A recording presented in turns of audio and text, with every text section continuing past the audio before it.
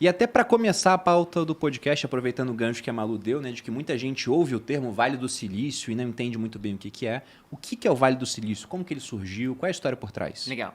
O Vale do Silício é um conjunto de cidades que ficam ali na costa da Califórnia, na base portuária, basicamente. Bom, já conto um pouquinho sobre a história, mas por que vale e por que silício, né? Vale é porque, de fato, a questão da altitude faz com que aquele ambiente seja recheado de vales. E silício é porque ali a gente teve o primeiro transistor.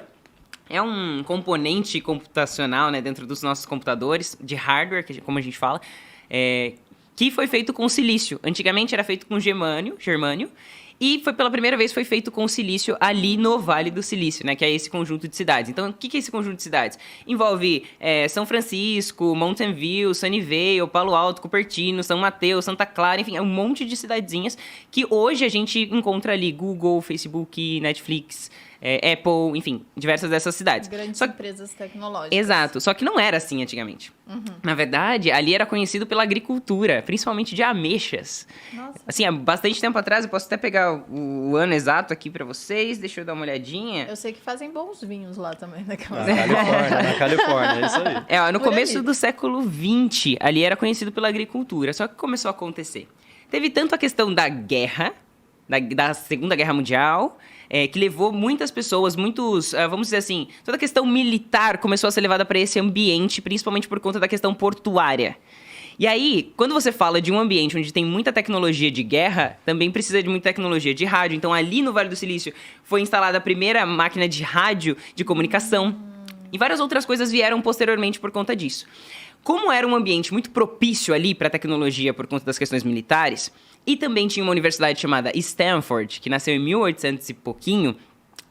Stanford, ele teve uma grande mudança quando entrou um determinado reitor, não lembro o nome dele exatamente, mas esse reitor começou a falar assim, olha, beleza, a gente precisa unir pesquisa com mercado, com indústria. Então, como que a gente consegue fazer com que as grandes empresas que têm essas máquinas, principalmente eletrônicas, parte de engenharia e pesquisa, ciência, como que a gente consegue disponibilizar isso para que empreendedores consigam criar negócios aqui? E esse centro de pesquisa de Stanford mudou todo o jogo. Porque eles começaram a permitir que pessoas que não tinham acesso às máquinas pudessem, então, ter acesso a essas máquinas. E também, mais ou menos, assim, um pouquinho depois desse período, começou, então, os capitais de risco. Por quê? Porque uma startup ela precisa de dinheiro, ela precisa de acesso, mas se ninguém investe nela, e em geral as empresas não queriam investir, porque é muito arriscado investir numa startup que está começando, pode quebrar e tudo mais. Enfim, foi um conjunto uma sequência de coisas que foram acontecendo, e dali nasceu, por exemplo, a HP. A HP, ela começou fazendo, então, hardwares, equipamentos de rádio, de áudio, de transmissão de áudio. Depois ela, então, começou a servir o ambiente militar e, posteriormente, ela começou a criar aquilo que a gente conhece. Então, a HP é até conhecida como o berço, né? A primeira empresa que fundou o Vale do Silício e, posteriormente, vieram tantas outras, como Google, enfim. Então, eu dei um overview, não sei se ficou muito claro. Assim. E tinha até bem claro. Ótimo. Tinha até uma piada que rolava, a galera chamava de Valley of Death, né? De Vale da Morte, porque... De fato, era um boom ali dos anos 2000, ali começando muitas startups surgindo.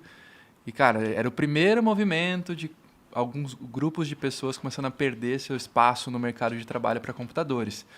Então, esse cunho tecnológico também trouxe um pouco dessa mensagem já de, cara, vai ter uma mudança grande e as empresas que estão dentro desse berço, de fato, o Vale do Silício é a forma mais fácil de explicar que é um polo tecnológico, né?